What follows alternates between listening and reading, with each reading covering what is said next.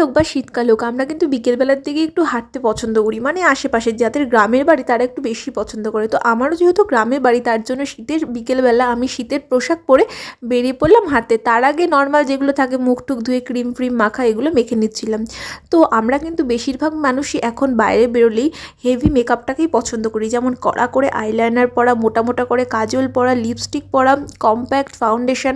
কিন্তু আগেকার দিনের মতো কি আমরা কেউ সেজে দেখেছি? মানে আগেকার দিনে যেমন বলতো মেয়েদের চুলটা ছেড়ে দিয়ে ঘন করে একটা কাজল পরলে আর একটা ছোট কালো টিপ পরে পরে সাজলেই বেশি ভালো লাগতো। তো আমিও ভাবলাম আজকে যখন বিকেলে হাঁটতে যাব তাহলে আমিও একটু আগেকার দিনের মতো সাজি। তো কিছুই না, আমার কাছে তো একটা কাজল ছিলই যেটার দাম খুবই কম। তোমরাও এই কাজল হয়তো ইউজ করেছো আগে, এখন তো অনেক দামি দামি প্রোডাক্ট বেরিয়ে গেছে।